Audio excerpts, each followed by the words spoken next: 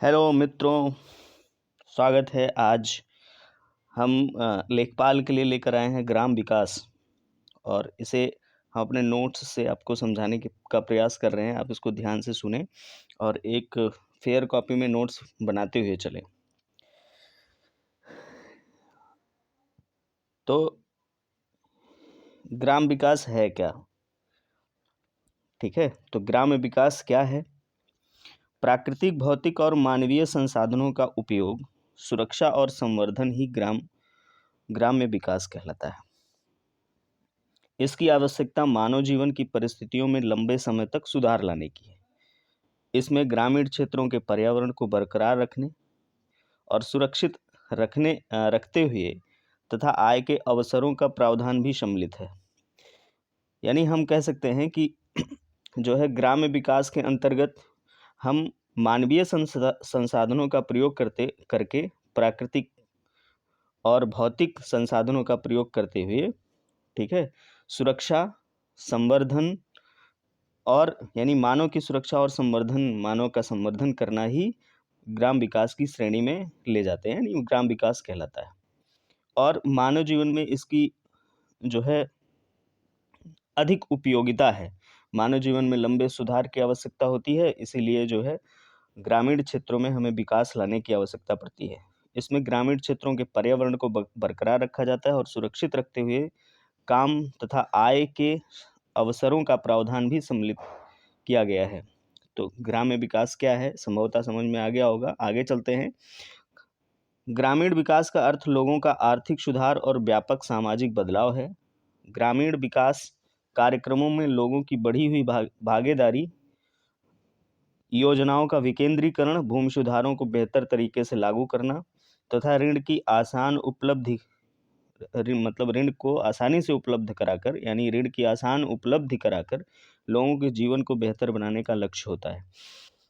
ठीक है, तो सतत प्रयास यही रहता है, सरकार की सतत प्रयास होता है कि वह जो है ग्रामीण विकास के अंतर्गत ऐसे ऐसे योजनाएं लाए ताकि लोगों के आर्थिक सुधार हों, यानी लोग जो है आर्थिक रूप से मजबूत हों और जो सामाजिक बदलाव है अर्थात सामाजिक उन्नति है वह प्रशस्त हो। ग्रामीण विकास कार्यक्रमों में जो भी कार्यक्रम बनाए जाते हैं ग्रामीण विकास के अंतर्गत, उसमें जो है लोगों की ही भागीदारी सुनिश्चित की जाती है, यानी जो गांव के लोग होते हैं, ग्रामीण परिवेश के लोग होते हैं, उन्हीं की भागीदारी सुनिश्चित की जाती है और योजनाओं का विकेंद्रीकरण होता है, अर्थात जो है अलग अलग योजनाएं लागू की जाती हैं, अलग अलग क्षेत्रों में लागू की जाती हैं। भूमि सुधार को बेहतर तरीके से लागू किया जाता है। भूमि सुधार का मतलब है कि एक ही व्यक्ति के पास जो है भूमियां ना रहें, ठीक है, कि एक ही व्यक्ति के पास ढेर सारी ज़मीन हो और अन्य लोग जो है एक दास के रूप में, या हम ये कह सकते हैं बंधुआ मजदूर के रूप में कार्य करें और ऋण को आसानी से उपलब्ध कराकर ग्राम विकास करके और लोगों के जीवन को बेहतर बनाया जाता है। यही लक्ष्य होता है, यानी आसानी से बैंकों से ऋण प्राप्त हो। ठीक है, तो ऐसा प्रयास रहता है सरकार का। आगे है, आरंभ में विकास के लिए प्रमुख रूप से कृषि, उद्योग, ठीक है, कृषि, उद्योग, शिक्षा तथा स्वास्थ्य संबंधी क्षेत्रों पर अधिक जोर दिया गया था। यानी जब देश आज़ाद हुआ था उसके बाद से जो योजनाएं चली थी, पंचवर्षीय योजनाएं, तो उनमें जो है क्रमशः कृषि, उद्योग, ठीक है, शिक्षा और स्वास्थ्य संबंधी क्षेत्रों पर अधिक बल दिया गया था। और बाद में बुद्धिजीवियों को लगा कि सरकारी प्रयासों के साथ साथ लोगों की प्रत्यक्ष या अप्रत्यक्ष भागीदारी होनी चाहिए, तभी सामाजिक उत्थान संभव है। इसीलिए स्वतंत्रता पश्चात भारतीय ग्राम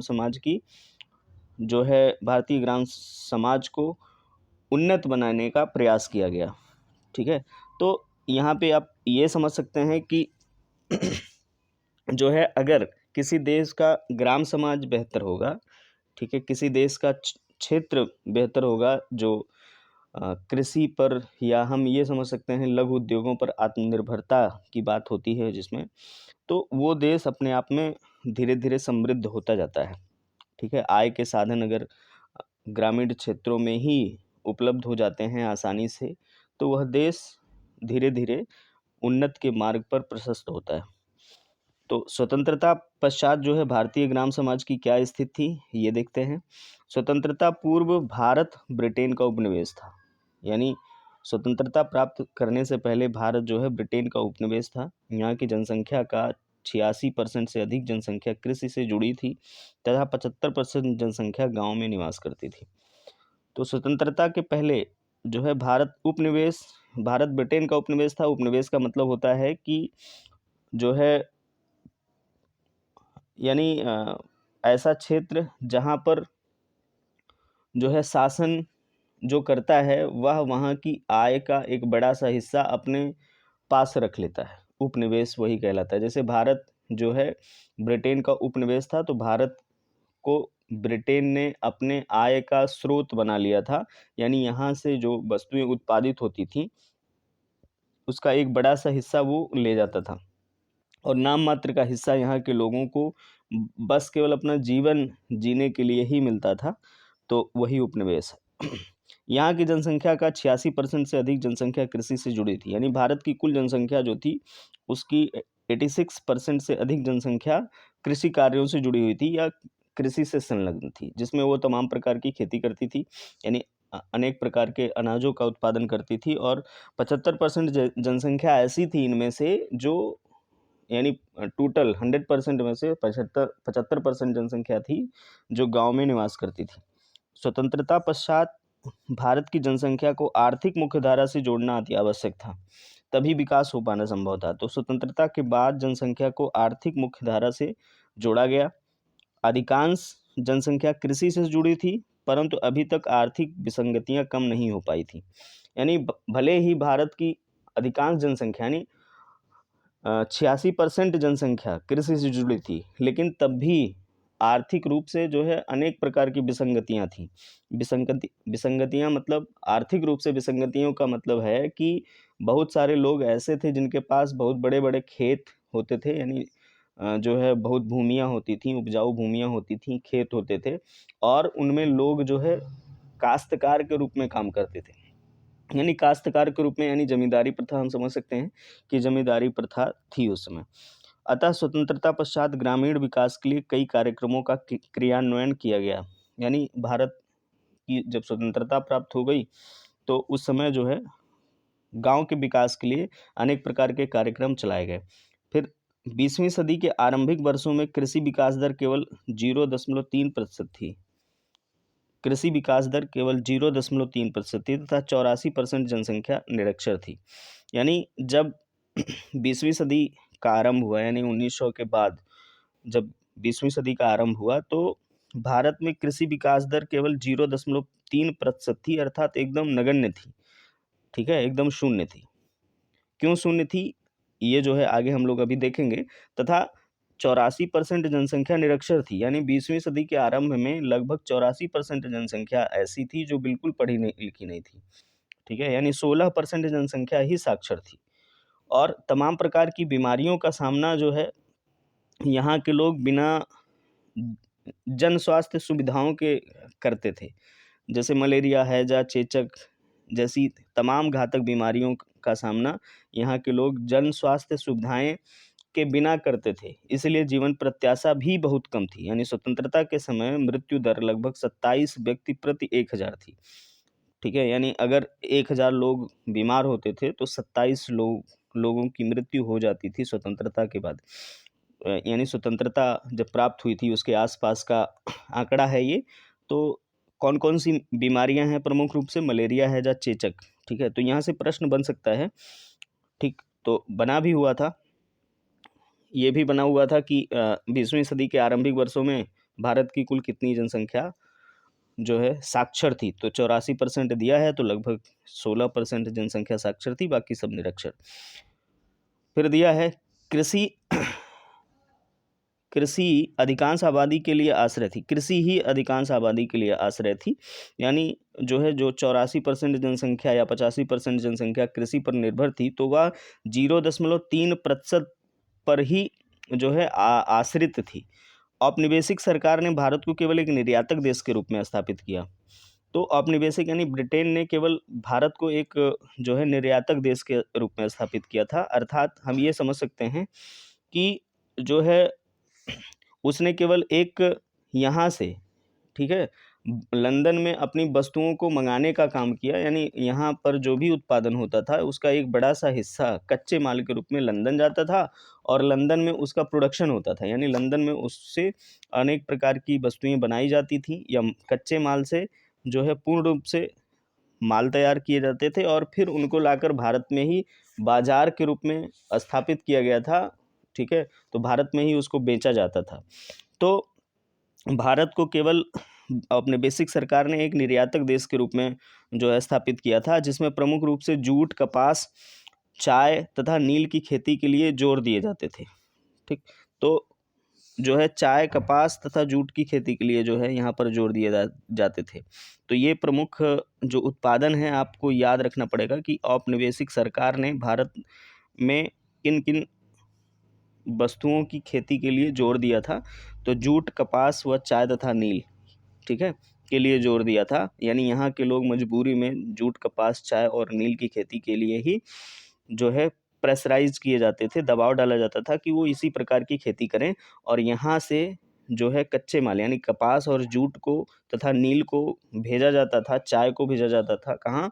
इंग्लैंड में भेजा जाता था। ब्रिटेन अपने यहाँ मंगाता था और कच्चे माल के रूप में मंगाता था और वहाँ से तैयार माल के रूप में जो है वह अन्य देशों के साथ साथ भारत में भी लाकर बिक्री करता था, बेचता था और उसे मनमाना दाम मिलता था। ठीक, अन्य सुविधाओं जैसे सिंचाई व उर्वरक जैसी व्यवस्थाओं पर ध्यान ही नहीं दिया गया। और ये याद रखना है, जूट, कपास व चाय तथा नील की खेती तो कराए जाते थे, लेकिन जो है अगर अनाज उत्पादन की बात होती थी, जो खाद्यान्न होता है उसके उत्पादन की बात होती थी, तो उसके लिए जो मूलभूत सुविधाएं होती हैं जैसे सिंचाई और खाद, इसकी व्यवस्था पर ब्रिटेन सरकार ने या ब्रिटिश सरकार ने या औपनिवेशिक सरकार ने कोई ध्यान ही नहीं दिया था। ठीक, तो ग्रामीण विकास कार्यक्रमों के अंतर्गत स्वतंत्रता पश्चात देश की सरकारों ने समय समय पर अनेक विकासात्मक कार्यक्रमों को क्रियान्वित किया।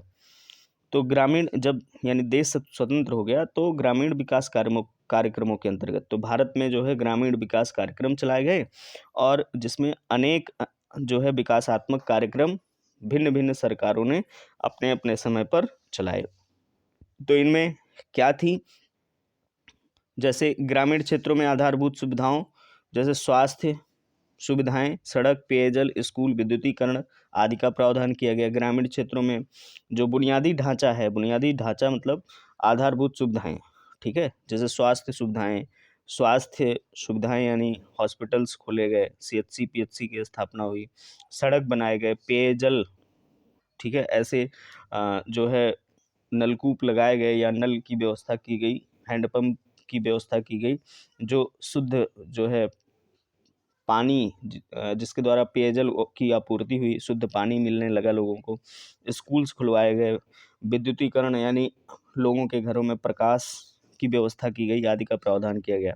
ग्रामीण क्षेत्रों में कृषि उत्पादकता में सुधार किया गया है, ठीक है, यानी तमाम प्रकार की योजनाएं चलाई गई जिससे जो है खेतों में उत्पादन बढ़े, ठीक, खाद्यान्न उत्पादन बढ़े। सामाजिक आर्थिक विकास के लिए सामाजिक सेवाओं जैसे स्वास्थ्य और शिक्षा का प्रावधान किया गया या सामाजिक आर्थिक विकास के लिए सामाजिक सेवाएं, ठीक है, स्वास्थ्य और शिक्षा के प्रावधान को शामिल किया गया। कृषि उत्पादकता बढ़ाकर ग्रामीण रोजगार के अवसर उपलब्ध कराकर ग्रामीण उद्योगों को बढ़ावा देने के लिए योजनाओं को लागू कराना। तो कृषि उत्पादकता बढ़ाई गई, ग्रामीण रोजगार के अवसर उपलब्ध कराए गए और ग्रामीण उद्योगों को बढ़ावा दिया गया। ठीक है, समय समय पर हुआ, एक साथ नहीं हुआ है ये सब, तो ये आपको याद रखना है। ग्रामीण उद्योगों में से संबंधित बात ये है कि मछली पालन हो गया, ग्रामीण उद्योग के अंतर्गत आता है। उसके बाद जो है दूध के उत्पादन का मामला जैसे डेयरी उद्योग हो गया, ग्रामीण उद्योग में आता है। कुक्कुट पालन हो गया यानी मुर्गी पालना, ग्रामीण उद्योग में आता है।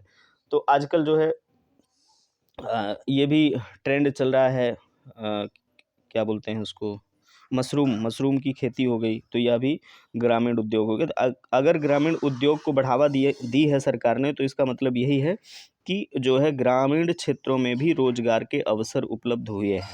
ठीक है, रोजगार के अवसर उपलब्ध हुए हैं और कृषि की उत्पादकता बढ़ाकर भी ग्रामीण क्षेत्रों में रोजगार के अवसर उपलब्ध कराए गए हैं।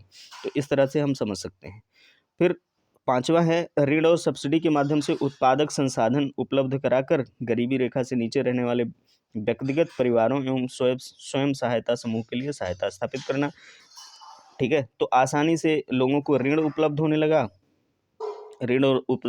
लगा और जो है सब्सिडी के माध्यम से चीज़ें लोग खरीदने लगे। सब्सिडी का मतलब होता है कि आप जो है आपको सरकार छूट पर वस्तुएं उपलब्ध कराती है, यानी सरकार उसका भुगतान कर देती है और जो कंपनियां हैं, जो संस्थाएं हैं जिससे आप सामान वस्तुओं को खरीदते हैं, वे उसका एक मोटा सा हिस्सा आपके जो है आपको लौटा देते हैं, वही सब्सिडी कहलाता है। ठीक है, तो ये सब उपलब्ध कराकर गरीबी रेखा से नीचे रहने वाले व्यक्तिगत परिवारों एवं स्वयं सहायता समूह समूह के लिए सहायता करना। तो ये सब जो है समय समय पर अलग अलग सरकारों ने कराए थे। तो ग्रामीण विकास कार्यक्रम, तो आप जो है ये एक लिस्ट है जिसमें लगभग 30 के आसपास, 28 से 30 के आसपास जो है कार्यक्रम क्रियान्वित किए गए हैं। इनको आप याद रख लीजिएगा क्योंकि यहाँ से प्रश्न जरूर बनते हैं। ठीक, तो जैसे सामुदायिक विकास परियोजना, इसका प्रारंभ वर्ष 1952 है। प्रारंभ करने वाली संस्था है भारत सरकार। फिर अगला है अत्यधिक उपज प्रजाति कार्यक्रम, ये कृषि से संबंधित है, 1965-66 में भारत सरकार। इंदिरा आवास योजना 1985-86 भारत सरकार। राष्ट्रीय पेयजल मिशन 1986 में भारत सरकार। ठीक, राष्ट्रीय कृषि अनुसंधान परिषद, ये इम्पोर्टेंट है। राष्ट्रीय पेयजल योजना इम्पोर्टेंट है। ठीक है, 1988 ये पूछा भी गया था, तो 1988 इसको शुरू करने वाली संस्था है भारतीय कृषि अनुसंधान परिषद। ठीक है, भारतीय कृषि अनुसंधान परिषद ने शुरू किया था। अगला है जवाहर योजना। ठीक, जवाहर योजना 1989-90 भारत सरकार। प्रधानमंत्री रोजगार योजना 1993 भारत सरकार। ठीक है, वाटर शेड विकास कार्यक्रम 1994-95 भारत सरकार। जवाहर ग्राम समृद्धि योजना भारत सरकार, ये भी पूछा गया था, जवाहर ग्राम समृद्धि योजना भारत सरकार। तो ये कुछ पॉइंट्स हैं जिनको आप याद रखिएगा। स्वर्ण जयंती ग्राम स्वरोजगार योजना, तो केंद्र एवं राज्य सरकारों ने शुरू किया था, ये आपको याद रखना है, ये भी पूछा गया था। अन्नपूर्णा योजना 2000 में, अन्नपूर्णा योजना 2000 में जो है भारत सरकार ने शुरू किया था। ठीक, प्रधानमंत्री ग्राम सड़क योजना, प्रधानमंत्री ग्राम सड़क योजना ये 25 दिसंबर 2000 को शुरू किया गया था। ठीक है, भारत सरकार द्वारा। अंत्योदय अन्न योजना, ये आपको याद रखना है, 93 नंबर का, अंत्योदय अन्न योजना, तो 2000 में भारत सरकार ने ये 2000 में शुरू किया गया था। संपूर्ण ग्रामीण रोजगार योजना 2001 में केंद्र सरकार और राज्य सरकार ने शुरू किया था। प्रधानमंत्री ग्रामोदय योजना 2001 में शुरू किया गया था भारत सरकार द्वारा। फिर उसके बाद एक योजना आई थी पूरा। ठीक है, इसकी जो है पूरी चर्चा हम लोग करेंगे स्पष्ट रूप से। तो ये आई थी 2003 में भारत सरकार द्वारा। काम के बदले अनाज योजना ये लाई गई थी 2004 में भारत सरकार के द्वारा। फिर स्वजल धारा योजना है, स्वजल धारा योजना 2002 में आई थी, स्वजल धारा योजना भारत सरकार के द्वारा। भारत निर्माण कार्यक्रम 2005 में भारत सरकार। ग्रामीण स्वास्थ्य कार्यक्रम, ये जो है आपको याद रखना है, ये पॉइंट इंपॉर्टेंट है, 2005 में भारत सरकार द्वारा। राष्ट्रीय ग्रामीण रोजगार योजना जो नरेगा है, ये 2006 में आई थी भारत सरकार द्वारा, ये आपको याद रखना है, ये दोनों इंपॉर्टेंट हैं। ठीक है, ये दोनों इंपॉर्टेंट हैं। फिर उसके बाद अगला है राष्ट्रीय कृषि विकास योजना 2007 भारत सरकार। राष्ट्रीय ग्रामीण पेयजल कार्यक्रम 1 अप्रैल 2009 भारत सरकार। राष्ट्रीय ग्रामीण आजीविका मिशन 2011 भारत सरकार, ये आपको याद रखना है। राष्ट्रीय ग्रामीण आजीविका मिशन जून 2011 में भारत सरकार ने शुरू किया था।